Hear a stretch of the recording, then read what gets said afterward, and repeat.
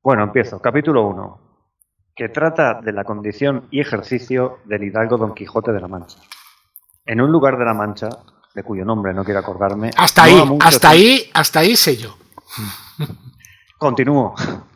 No ha mucho tiempo que vivía un hidalgo de los de lanza en astillero, adarga antigua, rocín flaco y galgo corredor. Una olla de algo más vaca que carnero, salpicón las más noches, duelos y quebrantos los sábados, lentejas los viernes, algún palomino de añadidura los domingos consumían las tres partes de su hacienda. El resto de ella concluían sayo de velarte, calzas de velludo para las fiestas, con sus pantuflos de lo mismo, y los días de entre semana se honraba con su vellori de lo más fino. Tenía en su casa una ama que pasaba de los 40. Cuenta que como ya el hombre es muy mayor, el caballo no...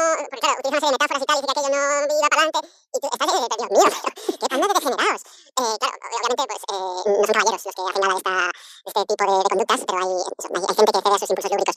Hay un cuadro muy famoso que se ha hecho muchas versiones, que es...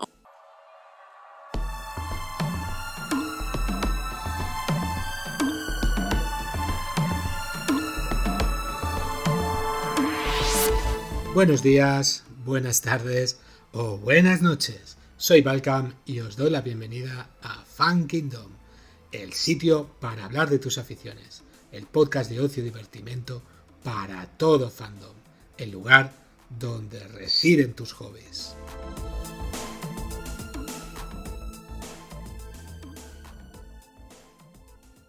Vale, nos quedamos hablando de esta fantástica, maravillosa novela en verso llamada El Orlando Furioso de Ludovico Ariosto.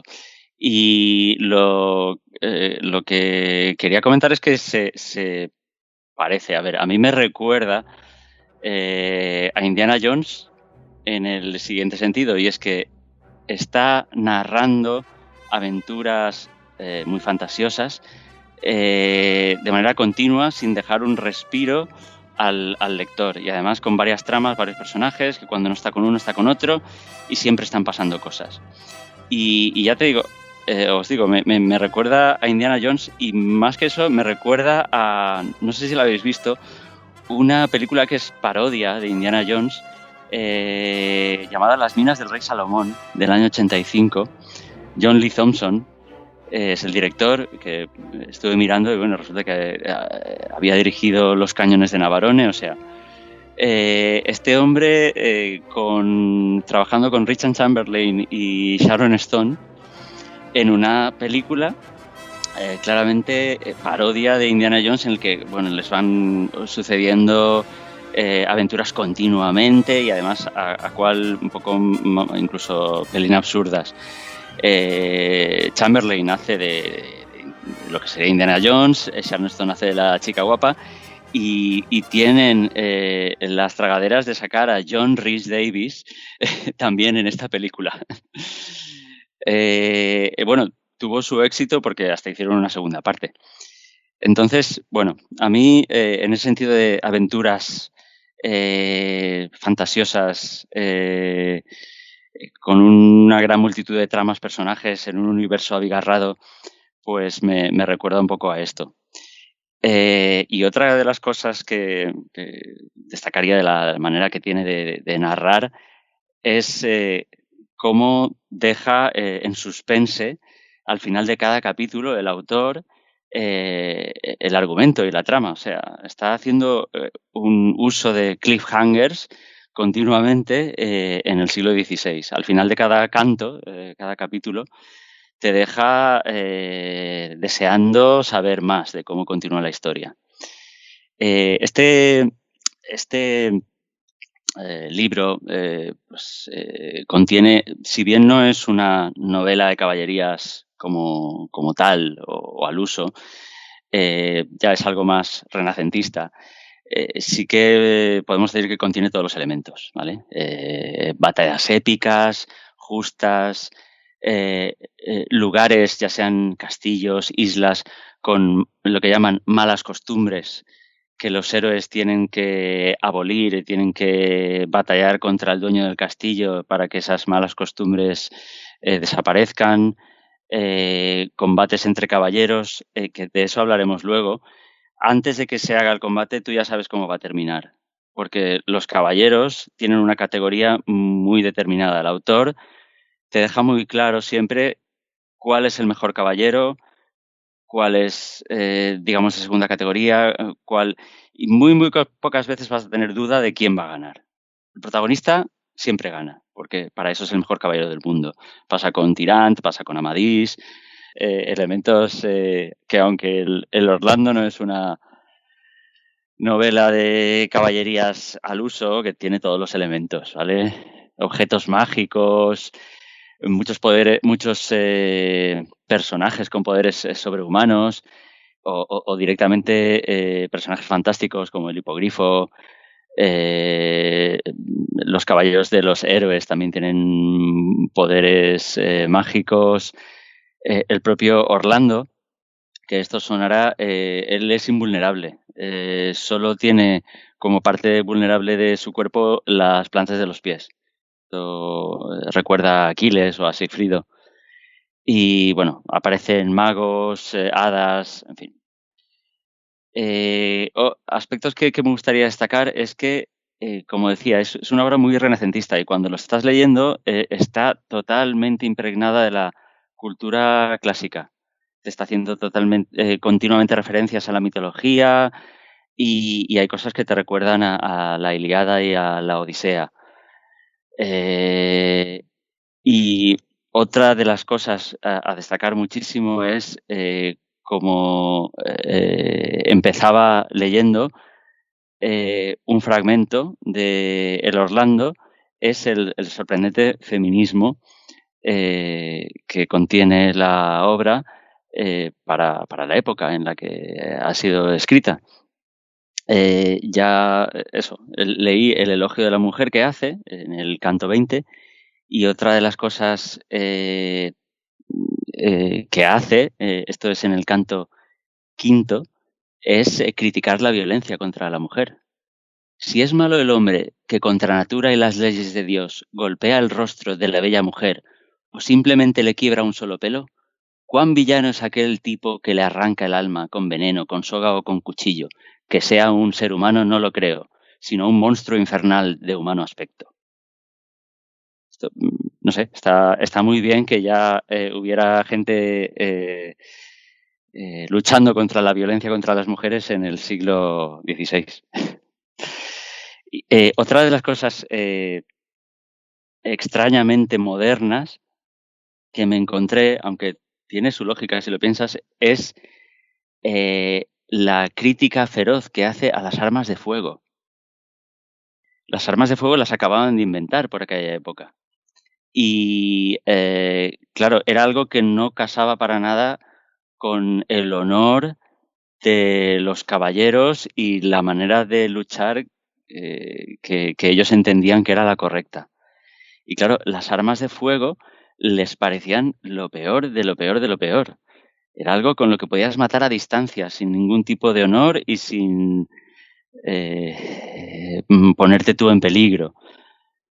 Entonces hay un momento en el que uno de los villanos de la obra tiene un mosquetón, no es exactamente eso, tiene un arma de fuego, una escopeta, un arcabuz, aquí está.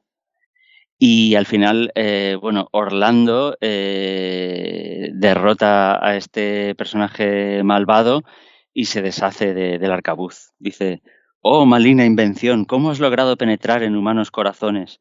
Por ti yace la gloria militar en ruinas y el oficio de las armas por ti está sin honor. Por ti no queda virtud ni arrojo y el malvado es bueno. Por ti la gallardía y el coraje ya no pueden lucir en el combate. Por ti murieron, morirán y mueren muchos señores, muchos caballeros antes del fin de esta maldita guerra, que a Italia y aún al mundo arrastra en llanto». En fin, no es la única muestra de crítica a las armas de fuego tan temprana, porque parece ser que Quevedo también escribió una crítica en uno de sus poemas. Hay una crítica a las armas de fuego. Y es normal porque introducían una manera de pelear y de hacer la guerra que no tenía nada que ver con con lo que estaban acostumbrados los nobles y los caballeros. Perdía todo el romanticismo, ¿no? De aquella época, digamos.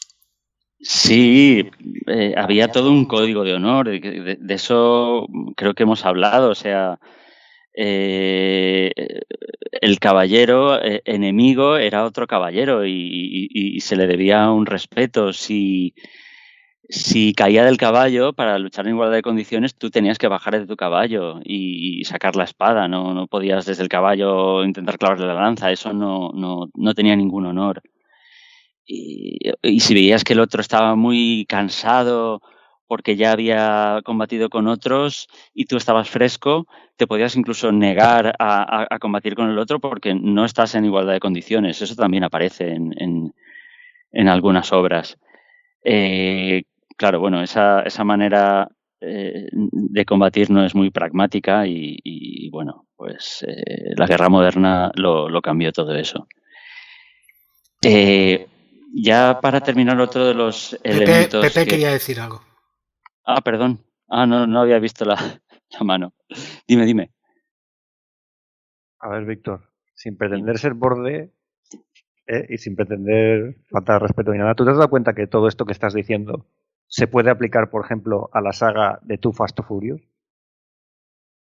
Too Fast, Too Furious. Sí, los de los coches. Piénsalo. A ver, hay un problema porque es que no la he visto. No he visto ninguna de las películas. Así que ahí me tengo que fiar de lo que me digáis.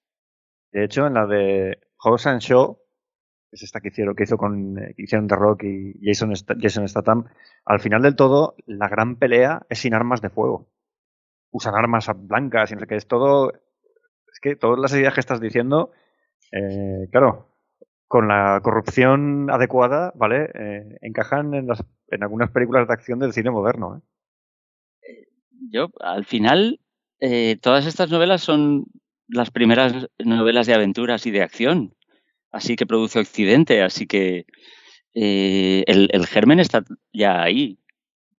Le puedes dar todas las vueltas que quieras y vestirlo de otra manera, pero al final estás recontando lo mismo o aprovechando los mismos elementos para contar una historia. Es curioso. Sí, yo lo único que sé, más que nada por los memes, es que en esta última película le da mucha importancia a la familia. Sale el Vin Diesel siempre hablando de la familia y la familia. A ver, voy a ser muy escueto. Una mierda como una catedral. Pero hombre, no tienes que hablar de Manzoni y de latas. No, a ver, o sea, es que es malísima, no lo siguiente. O sea, y no voy a destriparos la película, pero es que, joder, tenía una entrada gratuita para ir al cine y la desperdicié con esta película. ¿Qué queréis que os diga? Bueno, no te costó dinero. Pero ya van 10 películas, ¿no? En la serie. 9. Pero van a hacer la 10 y la 11. De hecho, una cosa rápida. Vin Diesel, perdón. Son 10. Porque Hobbs and Shaw también pertenece a la saga. Bueno, que se llama Hobbs and Shaw. Sí, pero como Fast and Furious son 9. La que tú dices me gustó bastante. Mucho más que esta. El de La Roca ya ha dicho que no quería seguir en la saga porque ya se lo leía. O sea, y hay una especie de trifulca entre ellos, pero bueno, eso lo tendréis que escuchar en algunas news que ya están preparadas. Nos lo explicas ahí, exacto. Sí. Pues, hombre, coches no había en el siglo XVI. Armas de fuego ya sí que había, coches no. Los coches son como mágicos, hacen verdaderas proezas con ellos. Quiero decir, es que te estaba escuchando, digo, joder, que esto es Too Fast, Too Furious. Seguro que se me ocurre alguna saga más, ¿no? Pero quiero decir que estoy de acuerdo con lo que has dicho hace un momento. El germen del entretenimiento, ¿vale? Se plantó hace centurias, ¿no? Y lo que hay ahora es una evolución, ha cambiado la tecnología, ha cambiado un poco las ideas, ¿no? Y la forma de hacer las cosas, pero, en fin, y por supuesto, no le toques un pelo a una mujer o a una novia o una hermana de los de Too Fast, Too Furious, porque a las mujeres no se las toca. O sea, van a muerte y quiero decir que no sé si te suena todo esto del feminismo. Sí,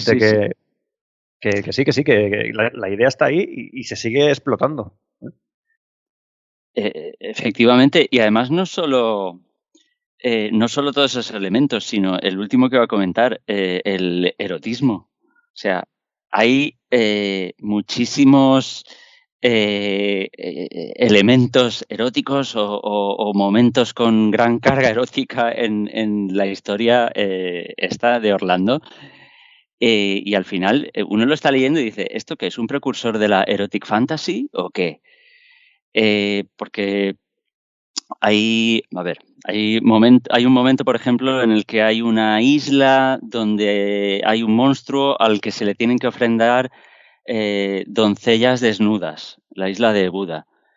Y bueno, uno de los protagonistas caballeros va allí y salva a Angélica, en este caso.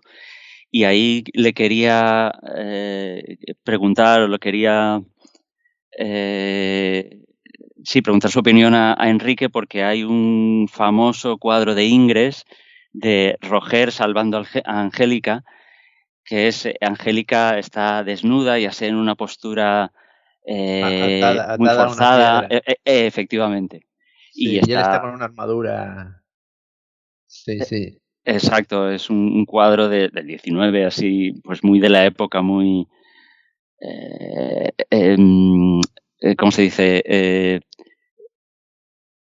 La Edad Media, idealizando la Edad Media, exacto. Sí, como todos los cuadros, ya lo dijimos en el anterior, que se idealizaba mucho las imágenes, la armadura y la dama en peligro. Bueno, y ahí está en pelota picada. Más indefensa imposible. Pero es que no solo eso, es que hay un momento en el que la chica está desnuda e inconsciente y hay un ermitaño, un eremita, que se supone que es de los buenos, pero es que, claro, la ve allí toda desnuda y se la intenta tirar. Y te cuenta que como ya el hombre es muy mayor, el caballo no... Porque claro, utiliza una serie de metáforas y tal, y dice que aquello no iba para adelante. Y tú estás leyendo y dices, pero Dios mío, pero qué panda de degenerados. Claro, obviamente, pues no son caballeros los que hacen gala de este tipo de conductas, pero hay gente que cede a sus impulsos lúbricos. Hay un cuadro muy famoso que se han hecho muchas versiones, que es Susana y los viejos. Uh-huh. También es una pobre que está bañándose ahí en el río y están los viejos acechando, no se sabe con qué intenciones. Sí, viejos verdes ahí. Exacto. Sí, un episodio bíblico muy, muy, muy conocido. Que debe venir todo de ahí, porque claro, lo que tú dices es como un viejo también que intenta aprovecharse de la pobre damisela. Sí. Y es, claro, tú estás leyendo eso y dices, caray, tú, esto está un pelín subidito de tono. Al final piensas que todo este tipo de literatura pues estaría influido por las 1001 noches, que ya pues desde las cruzadas ese tipo de literatura pues había llegado a Europa, que yo no sé si habéis ojeado alguna vez las 1001 noches, pero hay algunos relatitos también así, esos subiditos de tono para mantener, digamos, la atención del espectador o del lector. Entonces yo supongo que eso, que sería influencia de ese tipo de literatura.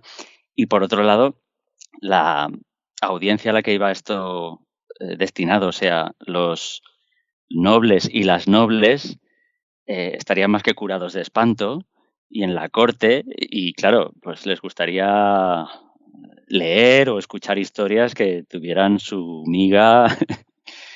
Y es que eso, hay un episodio, por ejemplo, en el que hay una isla, hablando de esos sitios con malas costumbres, una isla donde los hombres que llegaban, los caballeros que llegaban, tenían que luchar contra 10 guerreros y después satisfacer a 10 doncellas en una noche.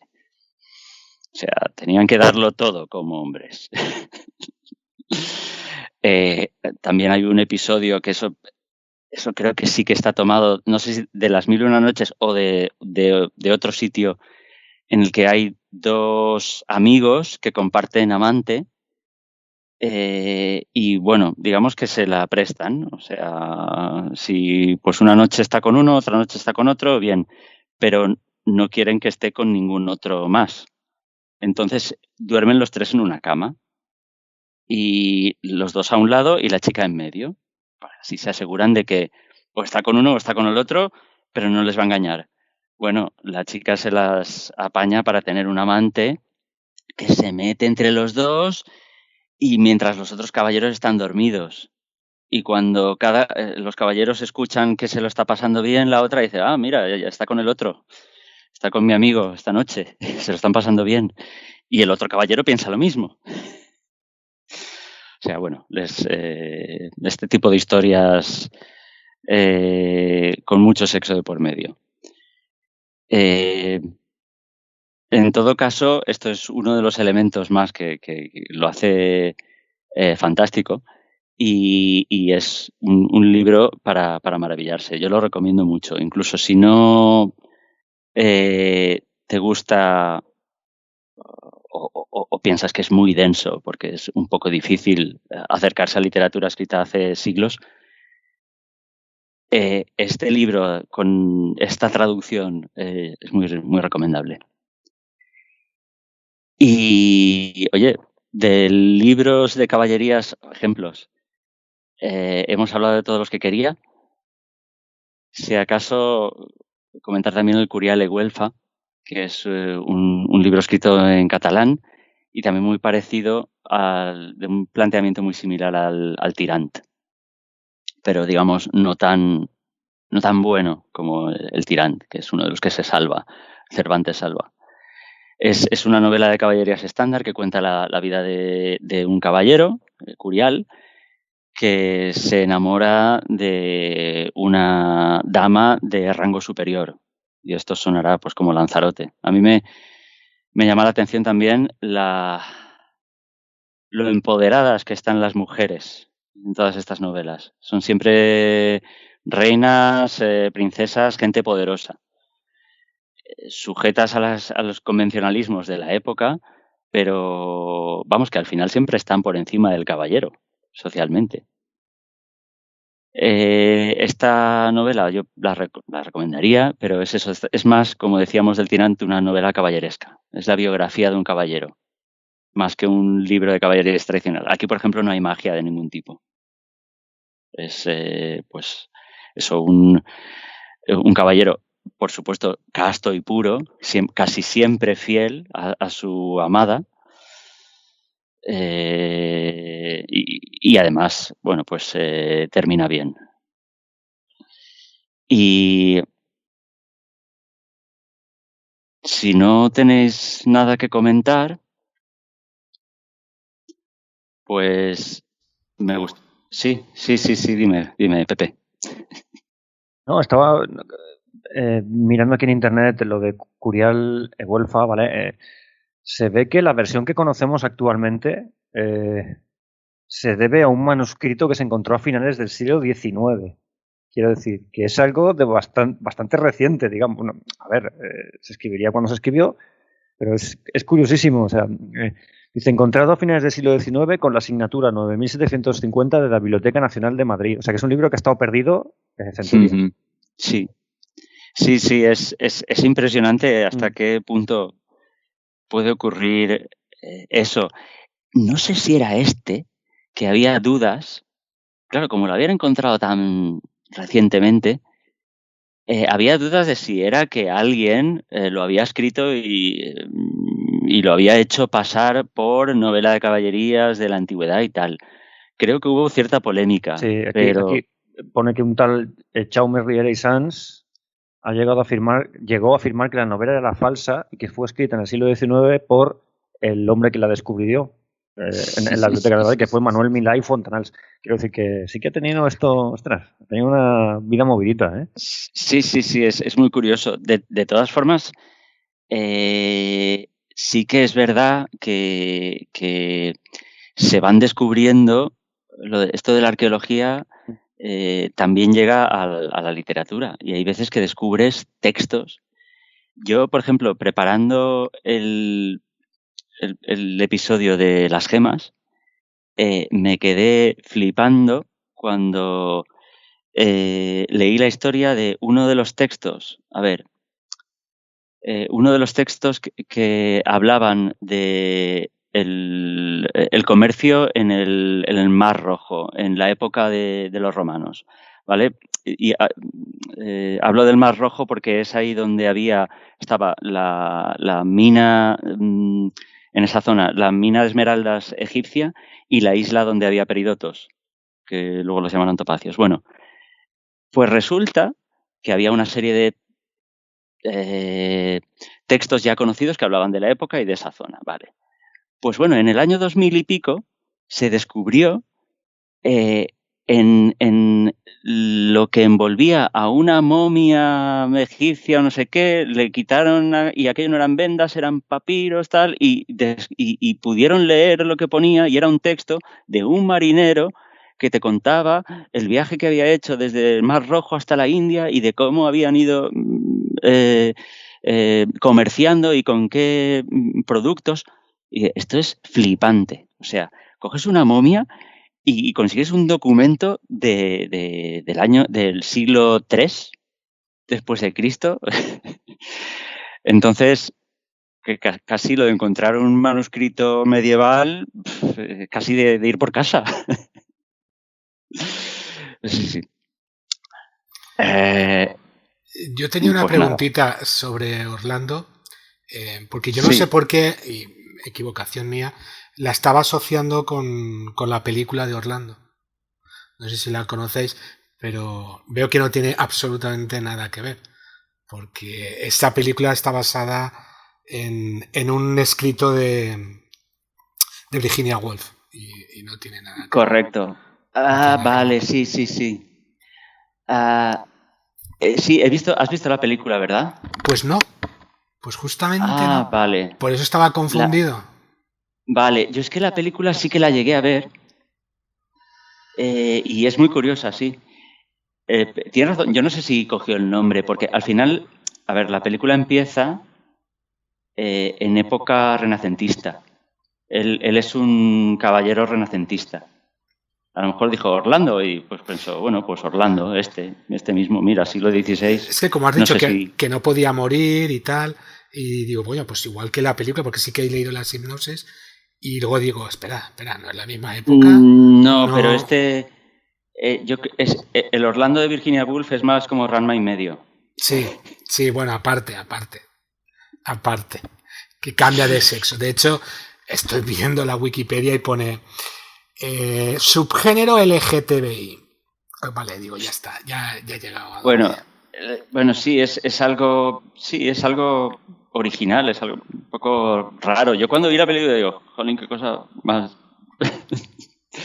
Pero sí, es curioso. La actriz es. Sí, Orlando.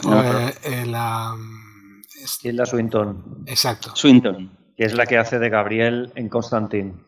Allí también aparece muy andrógina. No sabes si es un hombre o es una mujer. Que es un personaje muy andrógino. Sí, yo estaba pensando en Narnia, que hace la Reina del Hielo.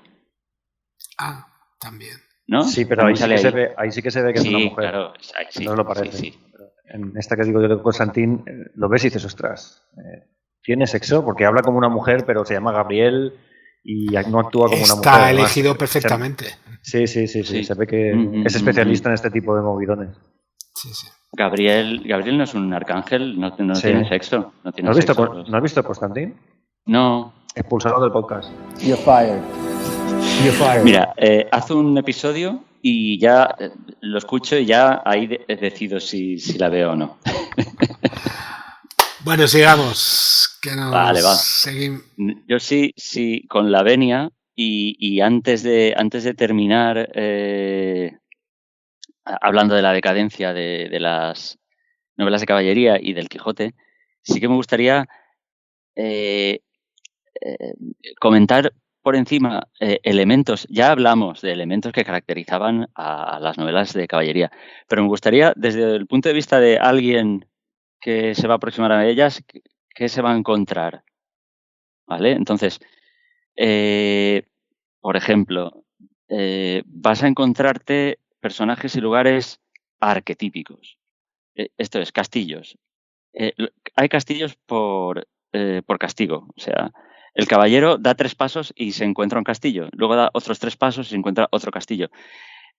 A mí me da la impresión de que los personajes son jugadores de rol, el autor es un DJ y les está poniendo aventuras continuamente de por medio. Esos lugares típicos van a ser castillos, como decíamos, sujetos a una maldición que el protagonista normalmente logra deshacer, o pueden ser fortalezas hospitalarias en las que los nobles y las damas acogen al protagonista, porque esto creo que cuando Arturo lo comentamos, digamos, toda la sociedad está en deuda con los caballeros, porque son sus protectores, y entonces si un caballero se presenta, tú tienes que ser lo más hospitalario y tratarlo como al mejor de los huéspedes. Otro elemento típico, caballeros desafiantes, muy parodiado en Los Caballeros de la Tabla Cuadrada de Monty Python. Pero ese caballero que está ahí, que solo quiere luchar, y ¿pero por qué quieres luchar? Y yo, bueno, ¿por qué quieres pasar por aquí? Bueno, pues vas a luchar conmigo. Pues sí, eso cada 2x3. Van a aparecer muchas doncellas necesitadas de socorro. Ya dijimos que los caballeros defienden a la gente más necesitada. Bueno, doncellas que además se lo van a pedir de rodillas a los caballeros que le ayuden porque o la van a raptar o han matado a su hermano o bueno. Y aparte de esto, aparecerán magos, encantamientos, hadas, sobre todo hadas. Elementos típicos, más elementos típicos. De esto quería hablar. La nobleza. La nobleza es algo, y esto no es políticamente correcto en la actualidad, pero en estas novelas la nobleza es algo genético, viene dada por la cuna. O sea, los protagonistas, que suelen ser los mejores caballeros del mundo, suelen ser hijos de rey. Y da igual que tú te hayas criado con un pastor. Como eres hijo de rey, la sangre puede más y sin que te lo hayan dicho, tú ya te vas a comportar, aunque seas un enano, un niño de 5 años, ya vas a tener un porte y unas maneras, porque claro, es que eres hijo de rey y la nobleza viene en la sangre. Entonces, bueno, en fin, incluso sí, esto se da que caballeros que han tenido un hijo con una plebeya y se ha criado ese hijo con los plebeyos, pero luego puede más la sangre y ese plebeyo termina convirtiéndose y armándose caballero porque la sangre noble le lleva por el buen camino. Hablábamos antes del estricto código de honor, de que eso, un caballero va a buscar siempre la igualdad de condiciones y no va a intentar aprovecharse de ninguna manera en la lucha contra otros. A mí me llama mucho la atención también que cuando un caballero, por lo que sea, se tiene que enfrentar contra hombres menores, lo que sé, pues va a atacar un castillo y hay soldados o tiene que luchar contra el que conduce la carreta, a esos ni siquiera utiliza la espada, les parte el cuello de un golpe. Pero no utiliza la espada, que es algo demasiado noble, para mancharla con su sangre. Eso sí, se los carga igual. Les da un golpe, les da una patada. El caballero es muy, muy superior. Una de las cosas más características de las novelas, como decía antes, es la jerarquía de los caballeros. O sea, Lanzarote, se enfrente contra quien se enfrente, va a ganar siempre, porque es que es el mejor. Tirant, 3/4 de lo mismo. Entonces, pierde un poco ahí de emoción, excepto cuando, por ejemplo, con ardides engañan al caballero y lo acorralan en la cima de un árbol y no tiene sus armas. Entonces ahí dices, mira, aquí lo va a tener difícil. Al final se sale y sobrevive y gana. Pero eso. Y luego lo más curioso, que ahora lo veremos, la violencia se combate a todas horas. Habrá caballeros que sean amigos, pero que no se conozcan, porque van con la armadura completa y el yelmo, la celada bajada, no se ven la cara y empiezan a combatir. Los dos son igual de buenos, se pueden tirar 2 horas, 4 horas, todo un día combatiendo. No se matan, o sea, el autor es lo suficiente bueno para que no es George R.R. Martin, o sea, uno no mata al otro, sino que al final cada caballero reconoce al otro que es tan bueno que se rinde, y se rinden el uno al otro a la vez. Entonces se abren el yelmo, se reconocen y hombre, pero si eres mi amigo del alma. Bueno, esto ocurre también muchísimo. Esos son los finales que no le gustan a Enrique, creo.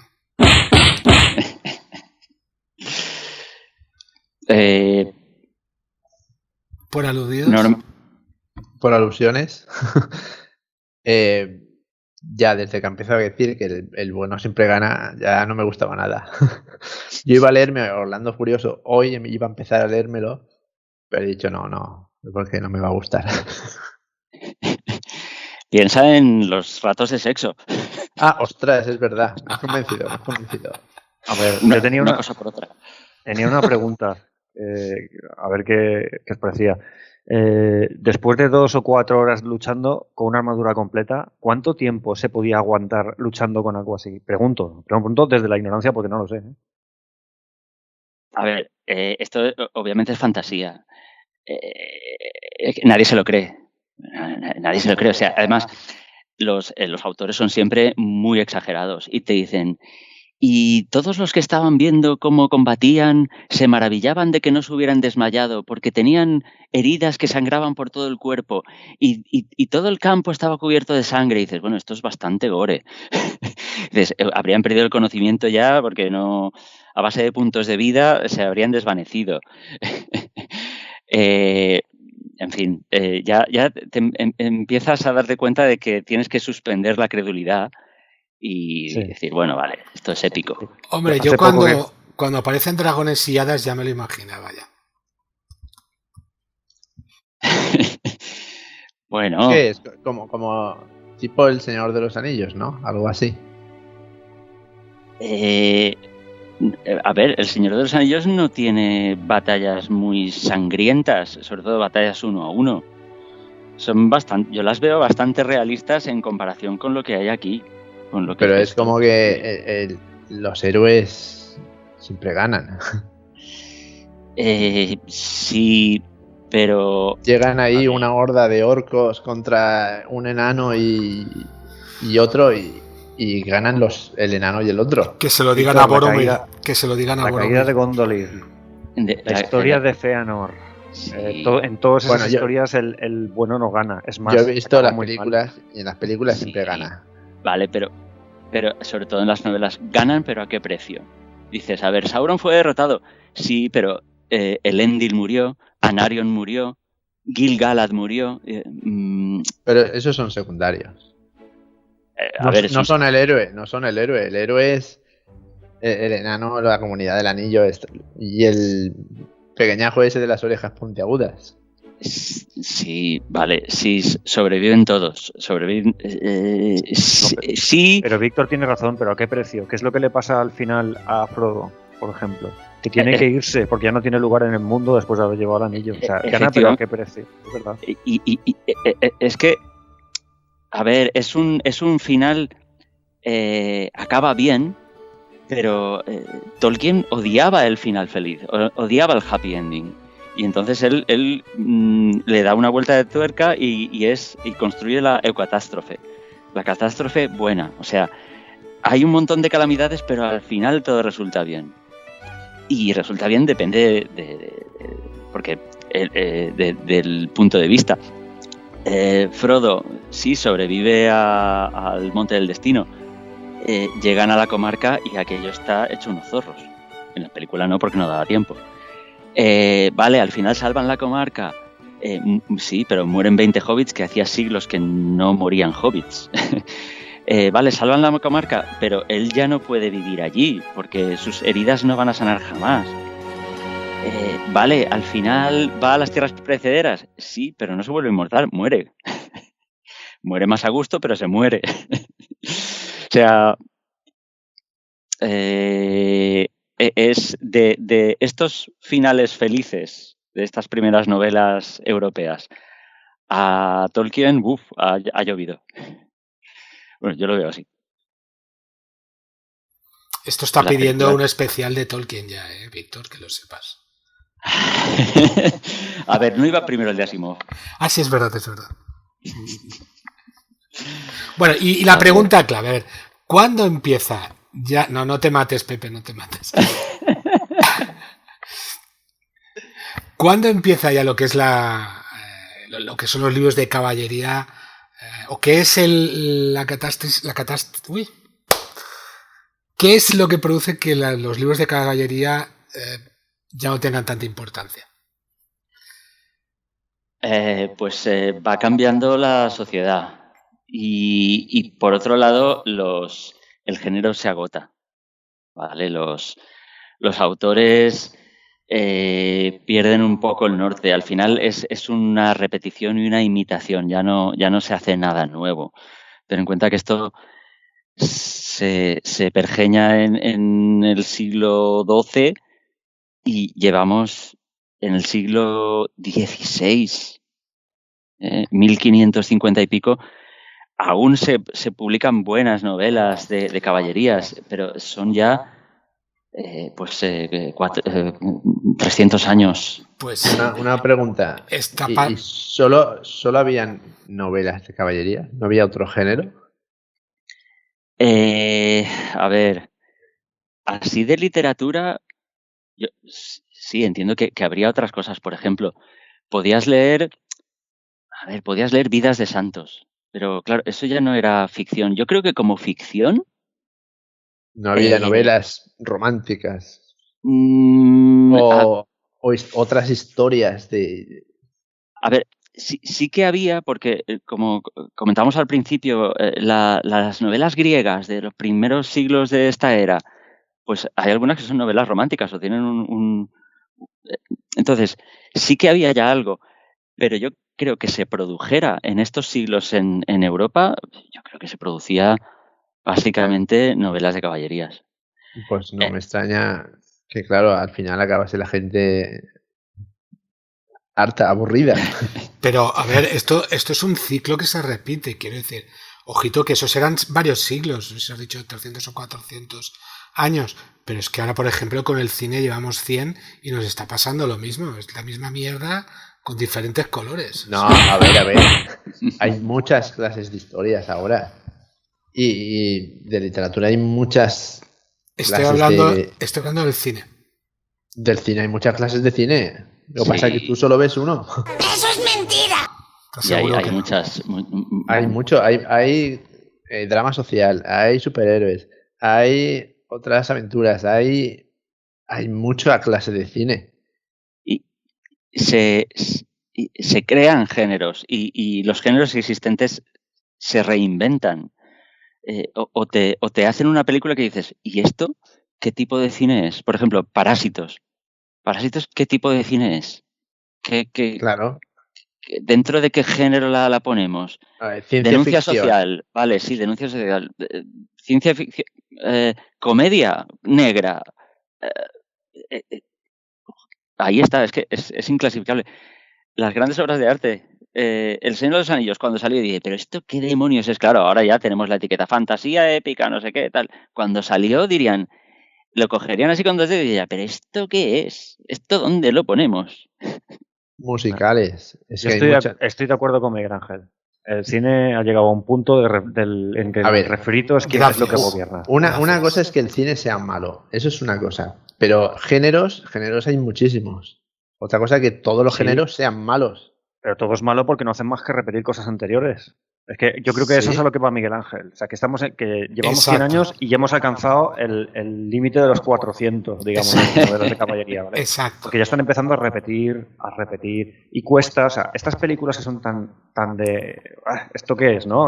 Que está diciendo Víctor, pues destacan aún más porque es anómalo encontrarse algo que te llame la atención lo suficiente. Pero no te llama la atención a ti. A ti como de edad. Así que ¿cuántas veces Pero nos hemos a las sentado? generaciones jóvenes, Claro, pero porque las no cosas que conocen ven lo, son nuevas. Claro, no son conocen lo que va nuevas. detrás. ¿Vale? Porque son nuevas. No son Pero nuevas, en la son época un de refrito. los libros de caballería era lo mismo siempre, era el mismo género todo el rato. Claro, ¿y qué Durante fue lo que pasó? 400 años. Vale, pues Que por se eso, pero abandonó. no habían géneros. Solo había un género, caballería. No, Vidas de Santos. Bueno, vidas de santo. Pues Ya, pero habían eso dos géneros en era 400. biografía, ya era, Claro. no sé, a ver, seguro que había más y además había poesía y dentro de la poesía había muchos tipos de poemas, estaban los romances, literatura había mucha y muy variada, pero yo creo que novelas, yo creo, vamos, la verdad es que no lo sé, pero era esto lo que consumía el público a lo bestia. Y bueno, si queréis, retomando un poco, exacto, esto llega al siglo XVII y está agotado. O sea, los nombres rimbombantes de los caballeros y de los enemigos y de los gigantes ya al final suenan ridículos. Las aventuras se hacen descabelladas. El tono que utiliza el autor, pues eso, pierde su epicidad y suena ya un poco agotado. Estás describiendo Fast and Furious 9.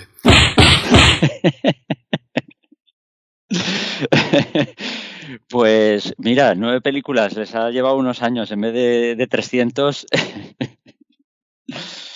A ver, eso, en el siglo XIX yo creo que lo comentamos, que ya tenían detractores este tipo de literatura, porque eran libros de baneos en mentiras probadas. Es que de aquí ya no hay nada bueno que sacar, ya no hay nada, son todo tonterías y aventuretas. Entonces, bueno, eso, lo que decía, el estilo degeneró, se hizo pomposo, amanerado, intrincado, y las aventuras inverosímiles, y ya no había ni la poesía ni la elegancia original. Y entonces, pues viene el señor Miguel de Cervantes y escribe una novela que resulta ser una maravilla y un hito de la literatura. Y él la escribe, yo creo que eso es muy curioso. Él uno de los motivos que genera la novela es criticar a la novela de su tiempo, a las novelas de caballerías. El mérito grande, muy grande que tiene es que siglos después, cuando ya la novela de caballerías nadie sabe lo que es, el Quijote sigue teniendo vigencia. Está denunciando algo que ya nosotros pues podemos conocer de refilón, el que más, pero la novela sigue teniendo vigencia y sigue teniendo actualidad. Y es porque, bueno, es eso, es una de las primeras novelas modernas y aunque uno de sus motores, uno de sus motivos es ese, parodiar a las novelas de caballería, que es que además las parodia punto por punto, luego te está contando una historia que sigue teniendo actualidad en el día de hoy.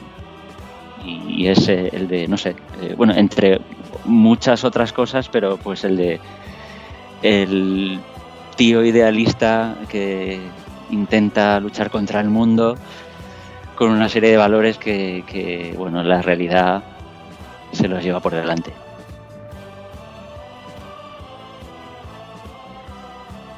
Y, en fin, una de las cosas que ya habíamos comentado del Quijote es la famosa limpieza de la biblioteca que hacen el cura y el barbero, amigos de Alonso Quijano, ayudados por el ama y la sobrina de este hombre. Claro, como las novelas le habían sorbido el seso, se las querían quitar de encima. Y de igual modo que ahí nos habla de las mejores novelas de caballería, se habla de muchas que van al fuego. ¿Pepe? Sí, estaba revisándolo ahora, ¿vale? Porque esto que está diciendo Víctor, bueno, el capítulo 6, ¿no? Y es curioso porque el muy canalla se saca a sí mismo en el libro, ¿vale?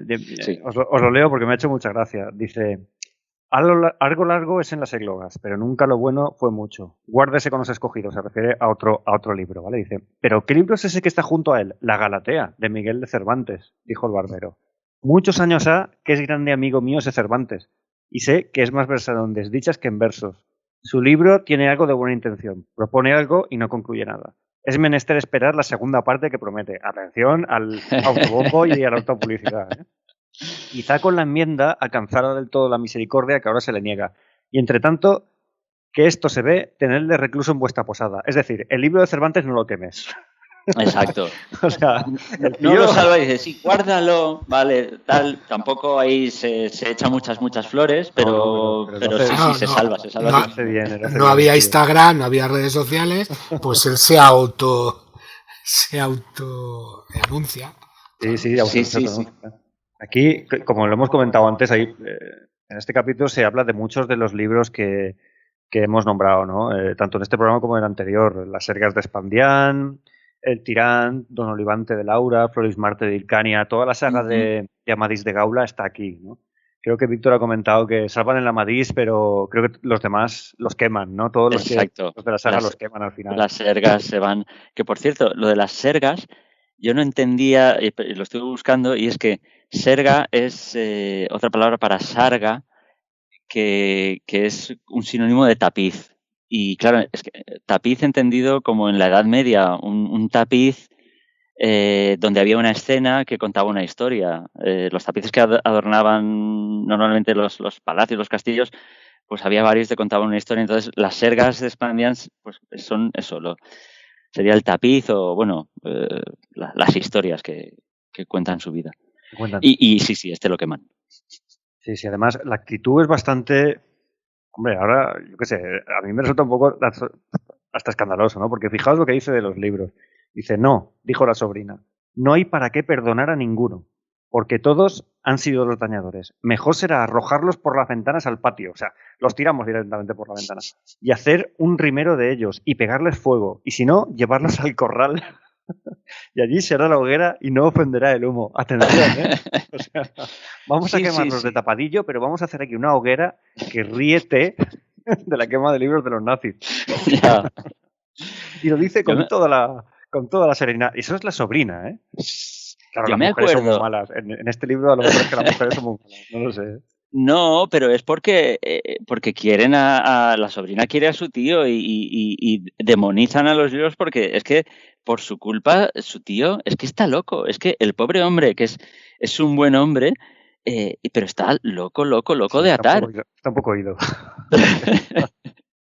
Que es un tipo, eso lo han analizado también y en las notas que a las ediciones te lo explican. Es un tipo de locura muy concreta, pero que existe, en el que él tiene una locura muy focalizada. Pues él es Don Quijote de la Mancha y él es un caballero andante. Pero ahora, en todo lo demás, se comporta y habla y hace unos razonamientos totalmente lógicos y razonables. Y la gente, cuando habla con él, pues claro, dice, pues este hombre pues tiene su opinión sobre esto y es muy válida, tal. Claro, cuando empieza a decir memeces de caballería andante, dicen, uy, aquí pasa algo. Enrique. Yo me pregunto, ¿no estaría Cervantes también en contra de esos libros de caballería? Y por eso hace ese capítulo de quemar todo. A ver, si escribe el Quijote es que está en contra de caballería. A ver. No, pero a ver, se supone que guarda... A ver, sí, de todos. Tú dices que está en contra de todos. Yo creo que no. Yo creo que los que él salva, los salva sinceramente. Que creo yo. O sea, cuando salva, o sea, él no renuncia. No es como los artistas estos de vamos a destruir todo lo que hay antes, que no vale para nada, y vamos a empezar de cero. No, él sabe reconocer la buena literatura independientemente de que el libro sea de caballerías o no. Entonces dice, bueno, pues mira, se salvan poquitos, se salva el tirán, que ya dijimos que no era una novela de caballerías, ya era algo más moderno.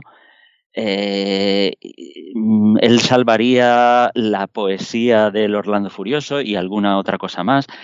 También alguna novela, sí, mira, novela bucólica de tema pastoril. De eso también había. Mira, me estabas preguntando antes y no.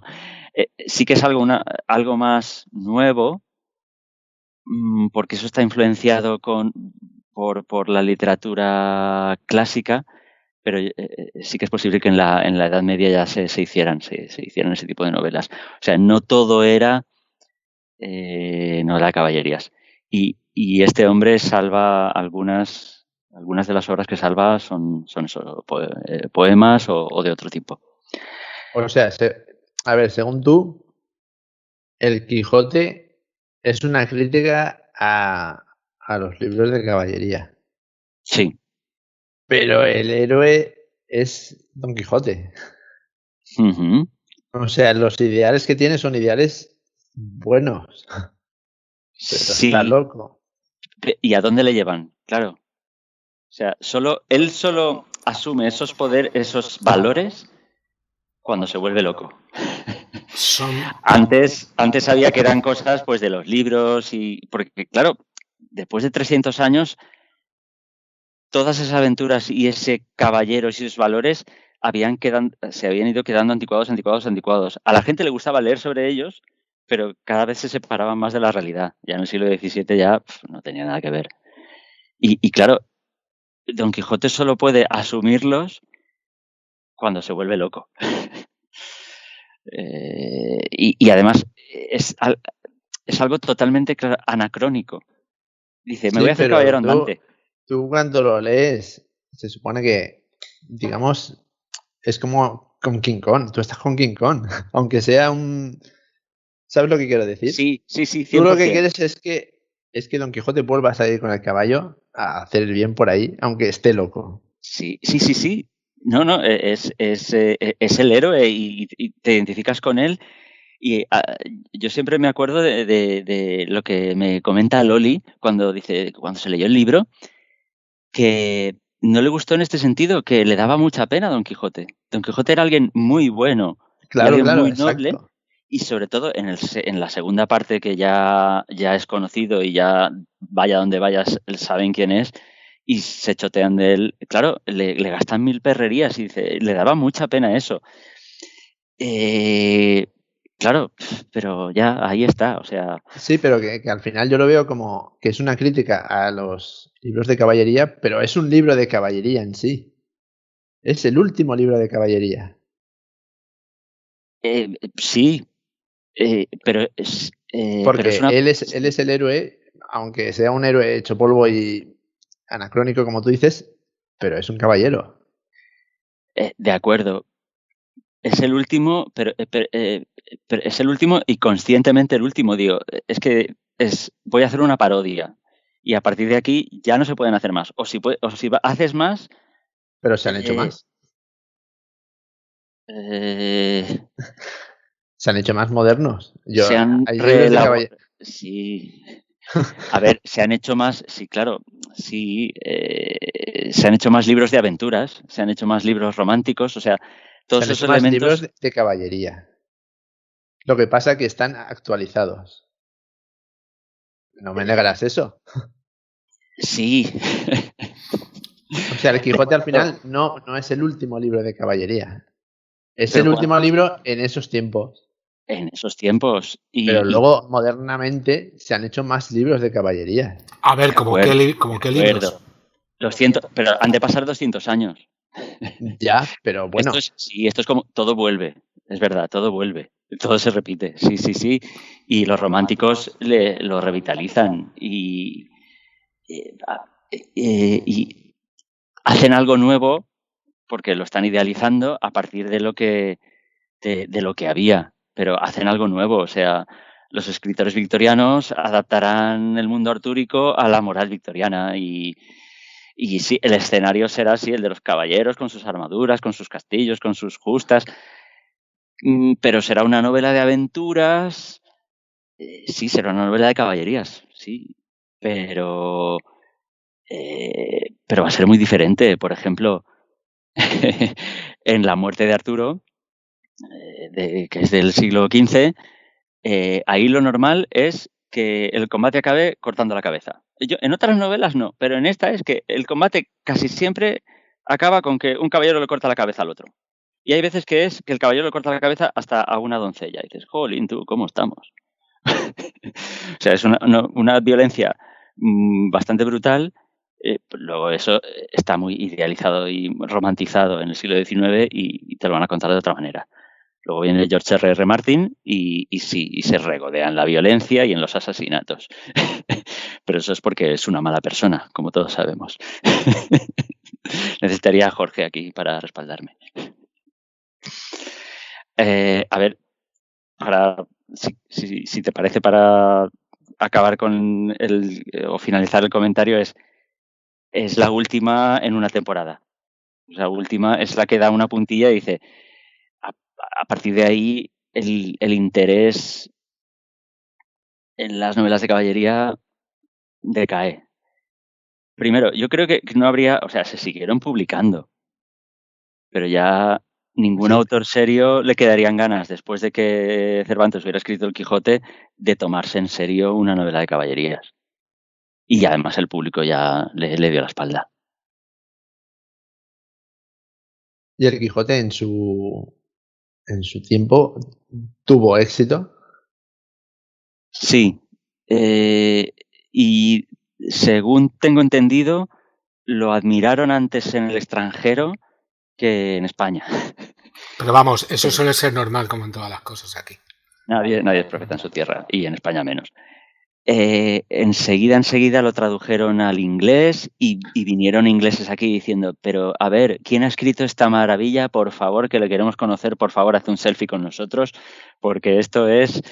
y lo tradujeron al francés, al italiano, y la prueba es que la segunda parte, cuando él la escribe, él ya es consciente de Cervantes de que ha escrito algo de mucho éxito y eso, sabe que está escribiendo sobre un personaje que tiene muchos fans.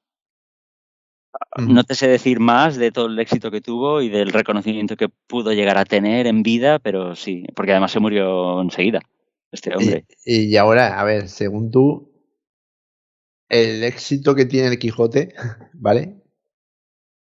¿Es por la antigüedad? Porque normalmente la gente no se lo ha leído, ¿vale? Dicen, el libro más importante de, no sé qué, El Quijote, pero la mayoría de la gente no se lo ha leído. Ya. Y solo saben las 4 primeras líneas.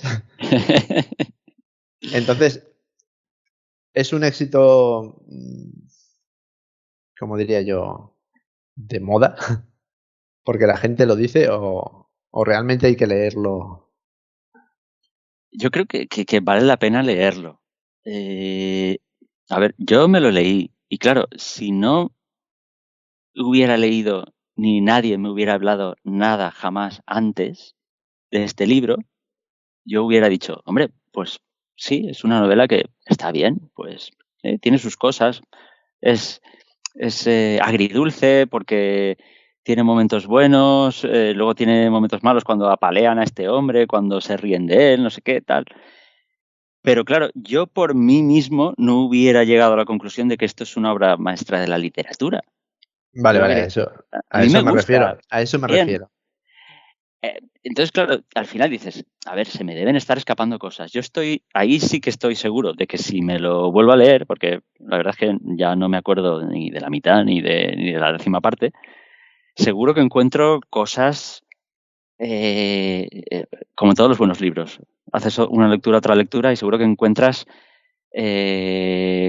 mucha amiga y cosas que te hacen pensar. Entonces, en ese sentido, yo creo que sí que es una gran obra.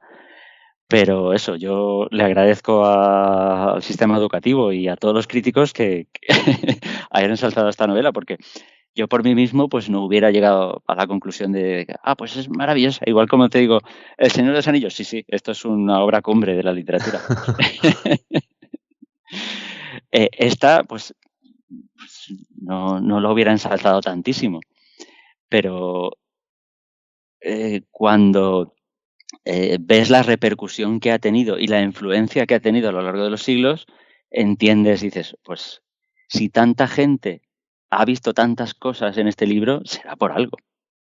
Sí, pero es lo que te digo, que mucha gente lo ensalza, pero no se lo ha leído. ¿Sabes lo que quiero decir? Ya, pero esto Por es... ejemplo, vamos a votar el mejor libro de toda la humanidad, Pam, El Quijote. Y la mitad de los que votan no se lo ha leído. Sí, pero resulta que esas encuestas normalmente se hacen a 2.000 personas. Cuando haces esa encuesta a 20.000 personas y además al tuntún, resulta que la primera que te sale es El Señor de los Anillos. Mejor la famosa encuesta de una que se hizo en Reino Unido a finales de los 90. Bueno, Y luego era mejor libro del siglo XX. Y luego todos los críticos literarios escandalizados, diciendo, ¿pero cómo ha podido votar la gente esto? Mira, pues la gente vota lo que le gusta y lo que le llega. Vale. Y pues yo creo que sí que es una novela que vale la pena conocer. Vale, Ahora, vale. Hasta ahí mi... Exacto, ¿verdad? ¿Que esté sobrevalorada o no? No sé. Yo, mira, ayer leía un tuit de un filósofo español y decía, me estoy releyendo La República de Platón y otros dos libros de filósofos más recientes. Y decía, y yo creo que están un poco sobrevaloradas. Y yo, caray, tú. Jolín, ¿cómo tenemos el listón?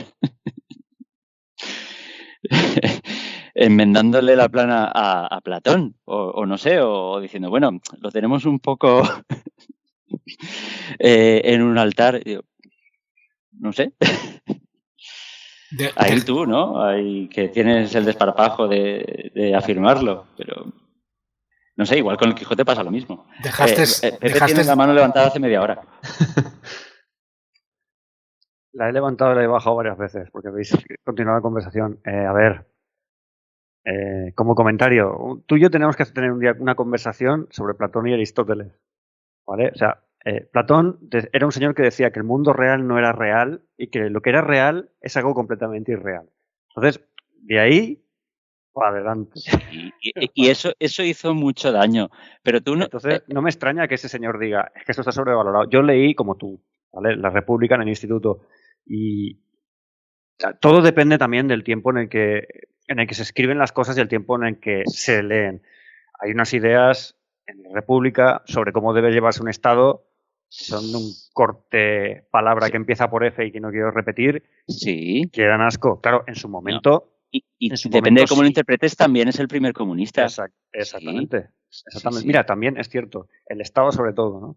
Entonces, pues no me extraña que este hombre tuviera... Es igual que el Quijote, ¿no? Dice, ahora mismo estáis diciendo, no, es que yo no... Sí, está bien, pero yo no lo calificaría como algo prodigioso. Claro, es que lo que dice en el Quijote nos resulta bastante ajeno hoy en día.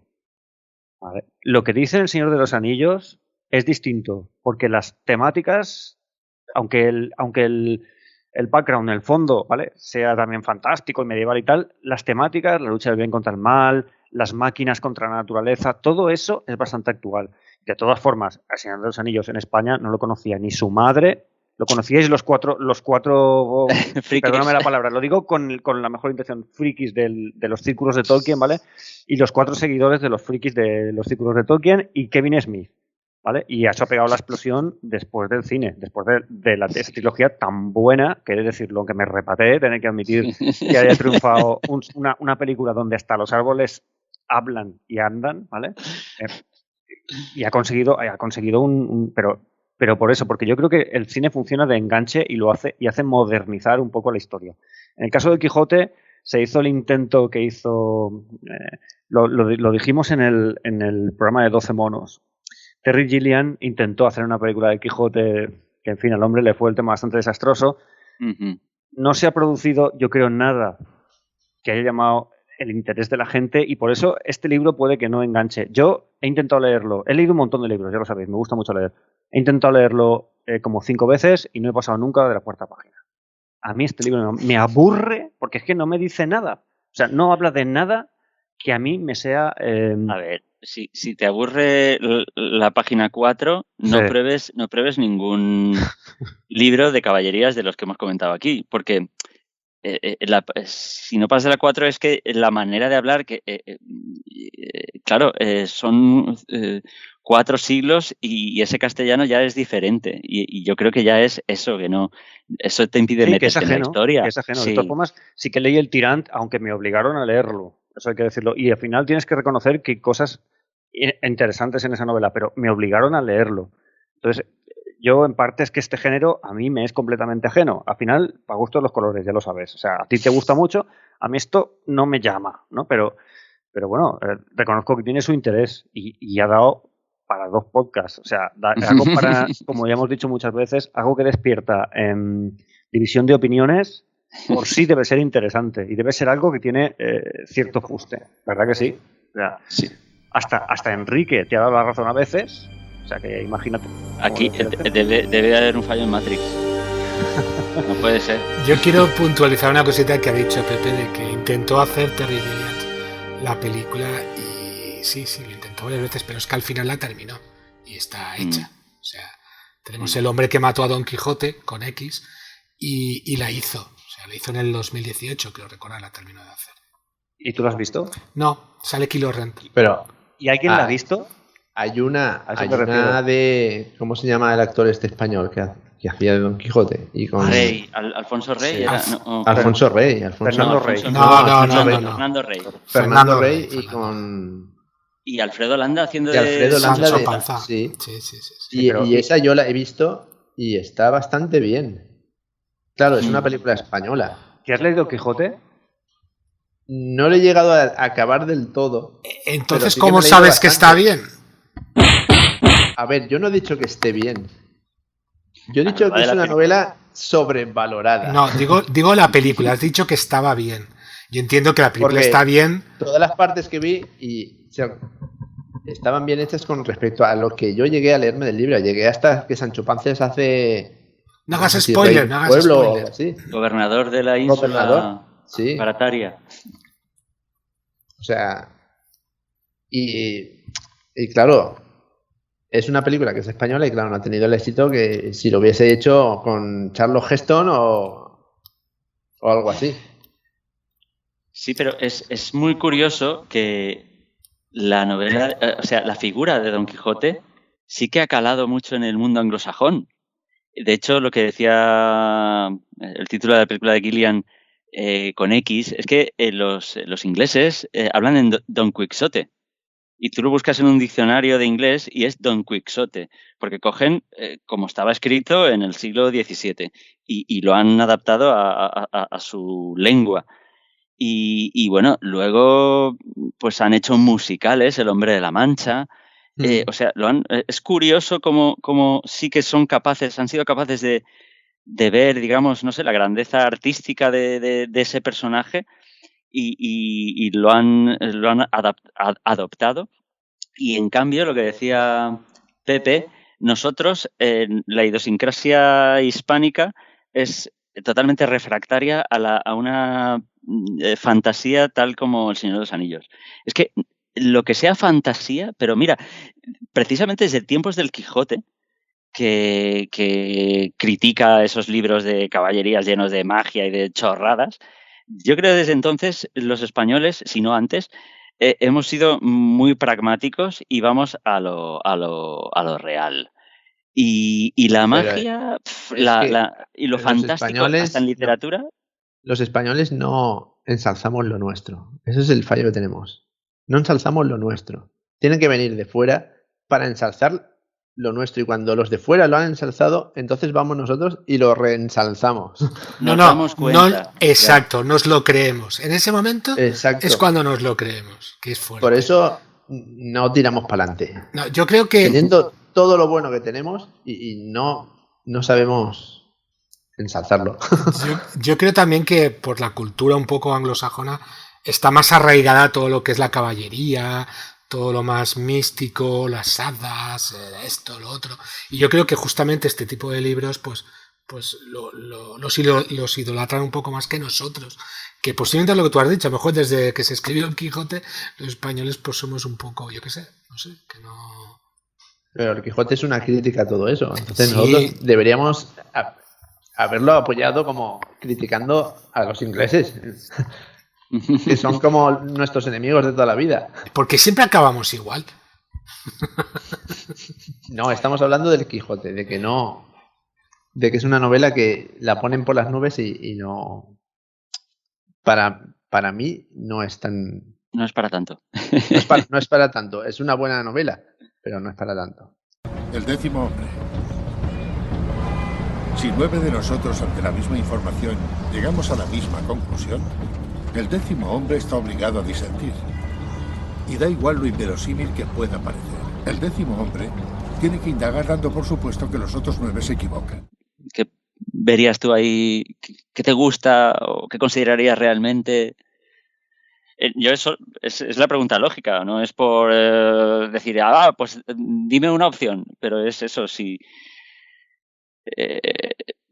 crees que habría otra que hubiera que valorar más que el Quijote, por ejemplo, no sé. No lo sé, ahora no sabría decirte. Yo solo sé que el Quijote no es un libro que cuando haya acabado de leerlo diga, joder, qué pasada. Como otros libros. Por ejemplo, yo he leído libros de Delibes y me he quedado, joder, qué bueno.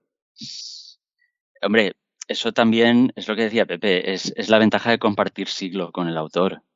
No, pero me refiero a la historia y todo. Sí. No me refiero a que sea complicado leerlo. No, porque el Quijote empiezas a leerlo y si sigues, al final te coges a ese lenguaje y puedes leerlo. Pero no es exacto, no es solo lenguaje, es las cosas que pasan, los personajes que salen, las profesiones que tienen los personajes que salen. Cuesta muchísimo no son más. Como los de caballería que has dicho que salen dragones y todo eso. No, en el Quijote no salen cosas tan fantasiosas. Ya, pero... Ahí va Pepe, cuidado que se lanza. A ver. ¿Y lo de los gigantes y los molinos qué es? No, eso es una imaginación de él. Son cosas fantasiosas. No, él ve gigantes. Él y busca al dragón. Y tú sabes, al como mago lector, no sé quién. Tú como lector sabes que es lo que él está imaginando. Pero porque es en la parodia. Realidad, sí. Porque es la parodia, pero como bien ha dicho en Víctor, los libros de caballería que ha dicho Víctor, claro. Sí que salen dragones y cosas así. Que los toman como de verdad. Pero en el Quijote no. En el Quijote tú como lector sabes que es mentira. Pero porque está hecho así, es la parodia. Pero tiene que meter, para que sea un libro de caballerías, debe meter ese tipo de elementos, ¿vale? Y entonces, como los mete, lo es. Ay, esto ha sonado muy raro. Pero es así. O sea, sí. Joder, que no mete cosas fantasiosas. Bueno, pues él vive una fantasía continua. Él ve cosas que no existen constantemente. Y yo no he leído mucho del Quijote, pero no hace falta ponerse a leerlo para saberlo, porque...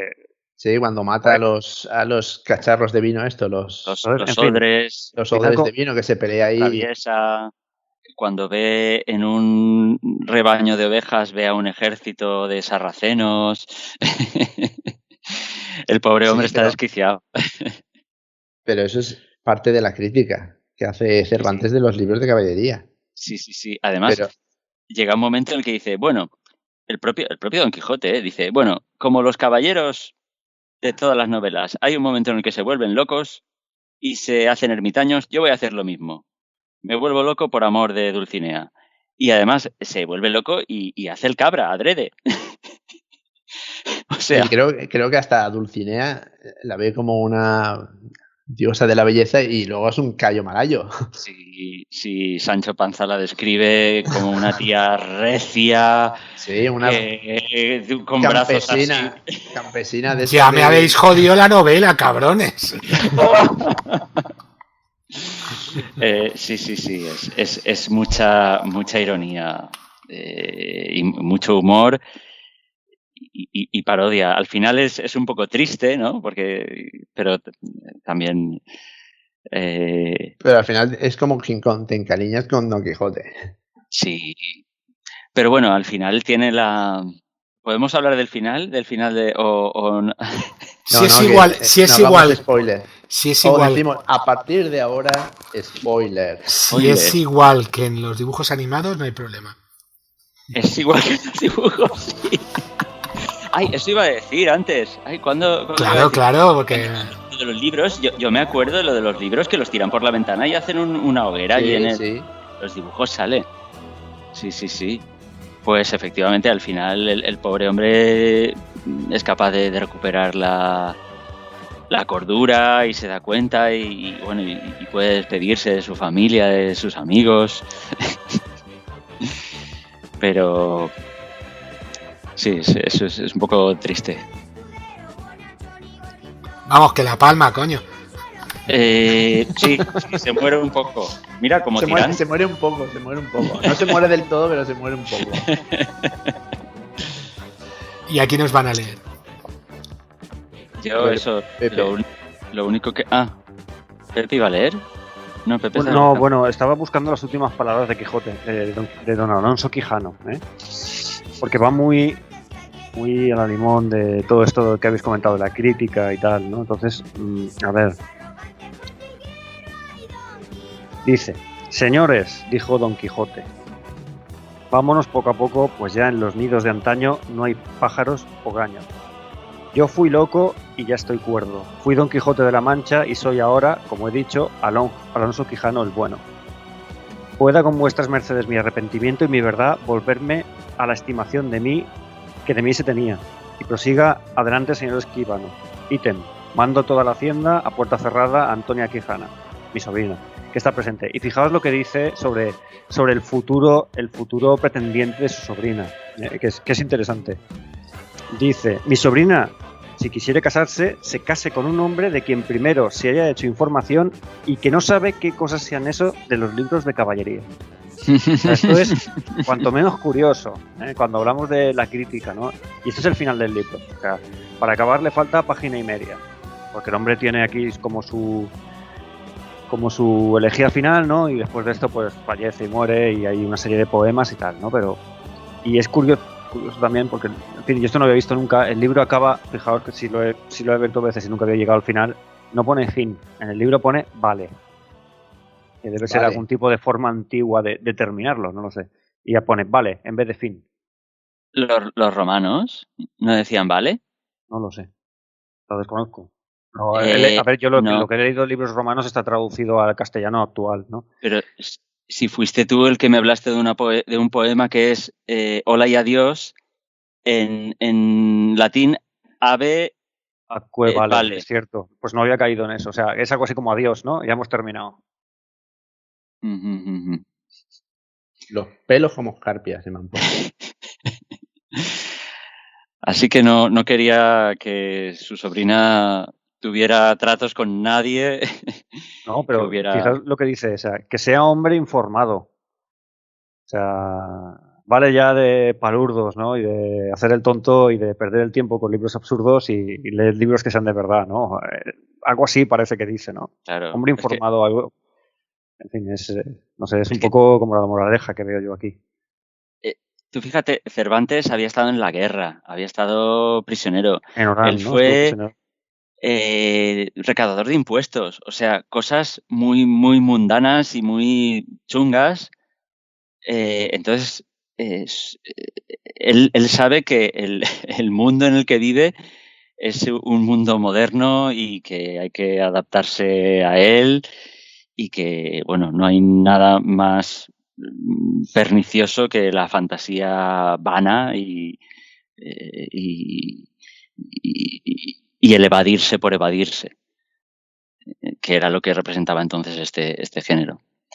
Y este hombre, bueno, pues yo es lo que siempre he oído, que Don Quijote es una de las primeras novelas modernas y que eso, pues, al ser el primero, que igual lo iba a decir antes también cuando nombrabas a Platón, igual uno de sus méritos es haber sido el primero, o por lo menos el que nos ha llegado.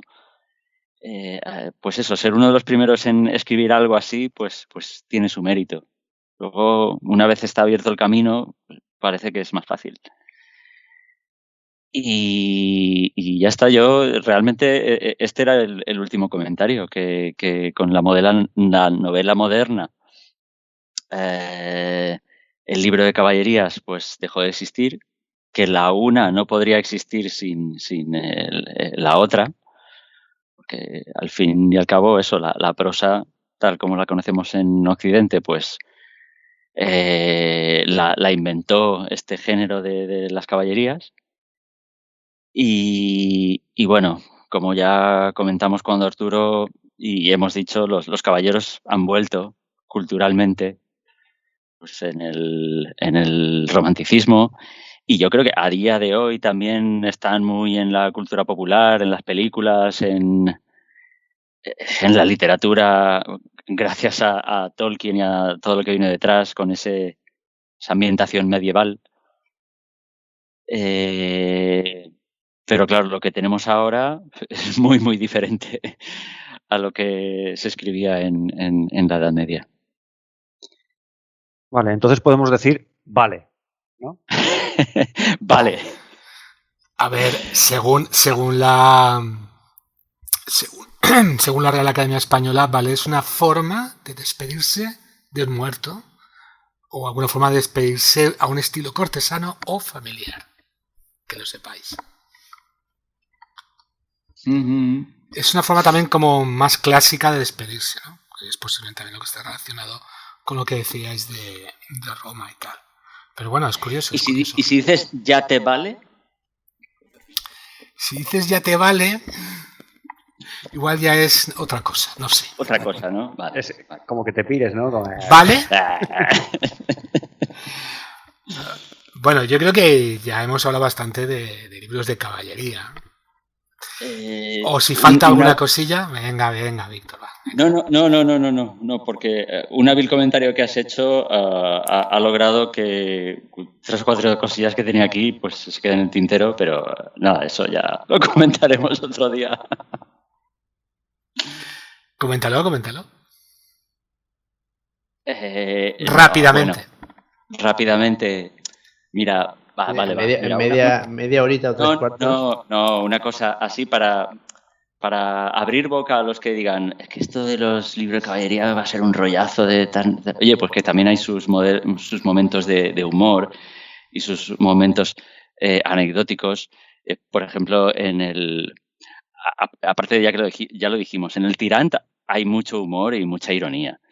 Pero es que hasta en un libro así seriote y violento como La muerte de Arturo, hay momentos en el que te ríes porque Lanzarote va por en medio del bosque y se encuentra un pabellón, una tienda allí montada. Dice, bueno, y entra, no hay nadie, hay un lecho, y dice, bueno, pues me voy a dormir aquí.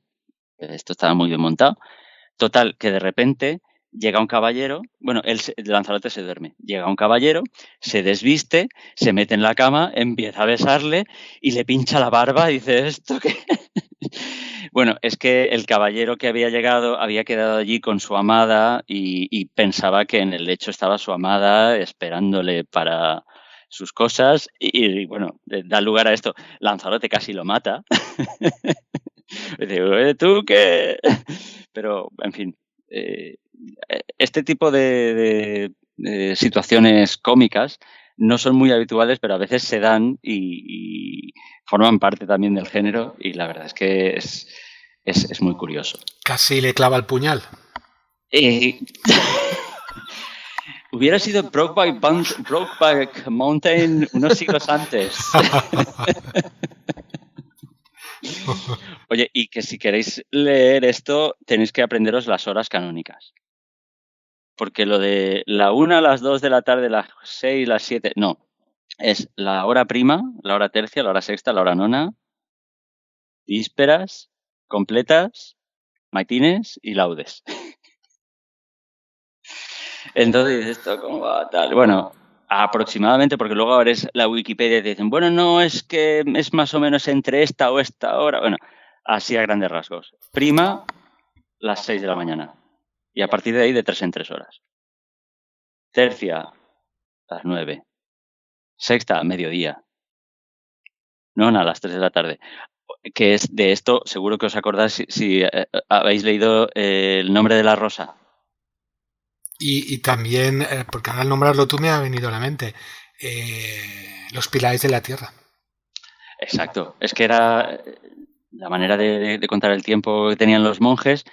Y, por ejemplo, maitines eran las 12 de la noche y de ahí viene matiná y matín del francés y matiná o matinechar en valenciano.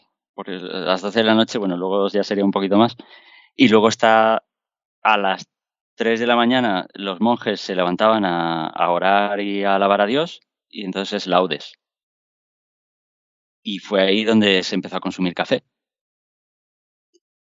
Para que estuvieran despiertos, masticaban semillas de café los monjes. Pero eso fue Luego después del empezaron- 1492, entiendo yo. No, hombre, el café viene de África, de la India, ¿Ah, sí? perdón, de Arabia. Ah, pues yo creo que venía de América. No, el café creo que lo llevamos nosotros, a América. De América vinieron otras cosas. Sí, el tomate, la patata. Exacto, el chocolate. Americanas. Sí. Mi mujer. Sí. Yo me refería a la ropa, mal pensado. No, Exacto, yo como la sé que chaqueta. no va a escucharlo. Oye, sí que, hablando del tiempo, que esto me pareció súper curioso, sí que habían relojes ya en la Edad Media tardía, ¿vale? En el 1400 y tal, ya había relojes. Pero lo más curioso de todo es que el reloj no se veía, se escuchaba. Los primeros relojes mecánicos que se ponían en las iglesias, en los pueblos, se escuchaba la campana. Y hay un momento de la muerte de Arturo que dice, entonces oyó tañer un reloj. Y dices, ostras. Y es que efectivamente se oía, porque la esfera al principio ni existía. Tú oías la campana y sabías. Y si te da por leer este tipo de, de literatura, aprendes un montón de vocabulario específico sobre los arneses del caballo. Que si la sobrecincha, la baticola, la jáquima, sobre piezas de la armadura. Entiendes que lo de lanza en ristre, el ristre era una pieza de la armadura donde se apoyaba esa lanza para llevarla enhiesta. Y bueno, pues eso, muy curioso. La verdad es que es un vocabulario que no te sirve de mucho en la actualidad, pero curioso. Y ya no más, ya no os dejo ya tranquilos con esto. Bueno, yo lo único que os pediría es que para cerrar ya el episodio, porque está disfrutando, porque está celebrándolo Pepe, bueno, es igual. Está llorando de alegría. Sí.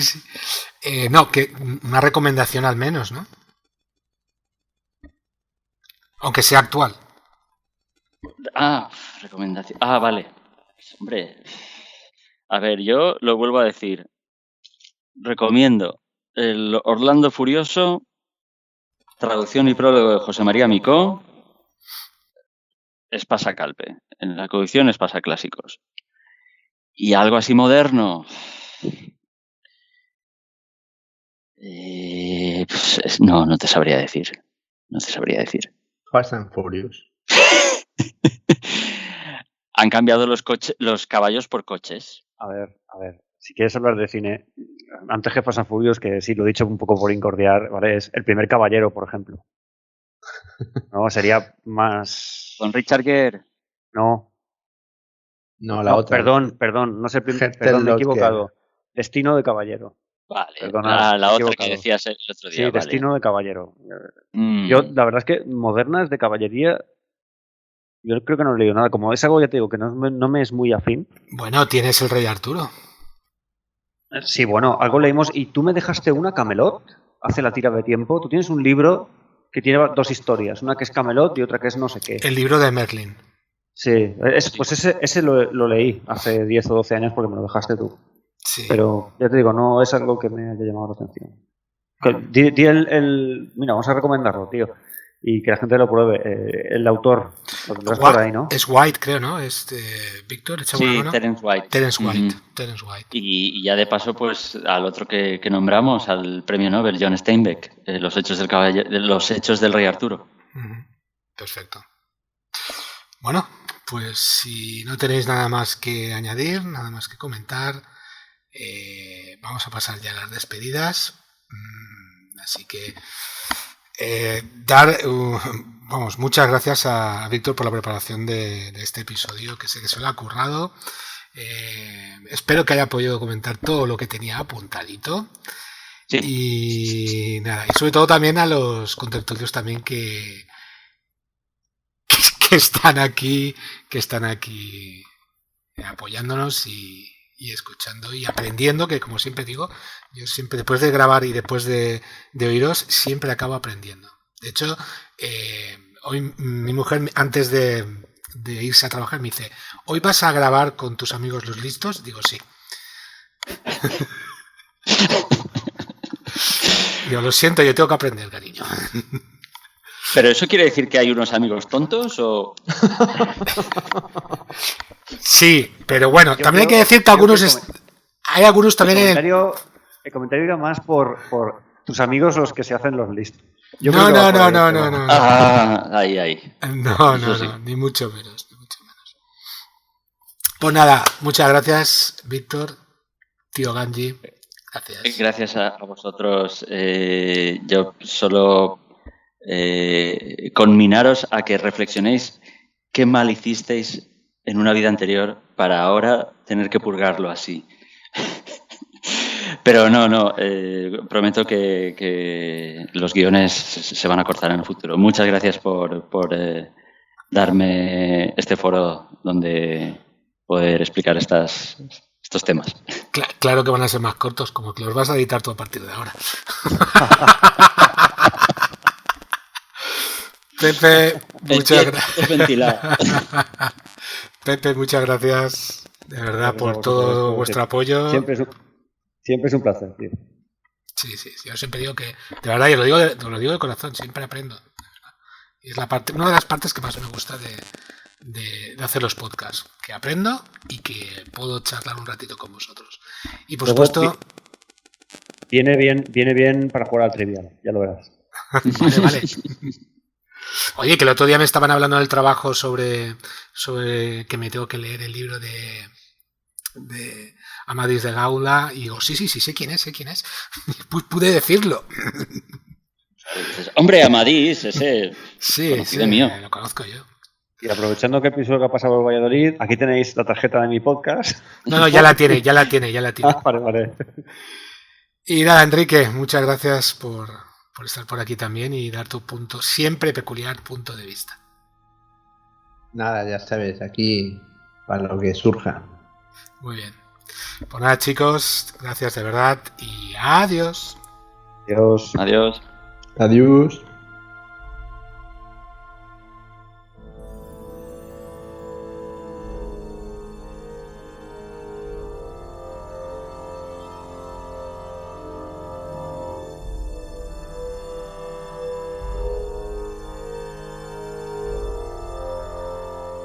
Esperamos vuestros comentarios. Recordad que podéis suscribiros al programa desde iTunes, iVoox, Spotify o cualquier plataforma que utilicéis para escucharnos. Si queréis estar al día y no perderos ningún episodio, podéis seguirnos en Facebook o Instagram. O también podéis poneros en contacto con nosotros en info@fankingdom.es. Os esperamos en el próximo episodio.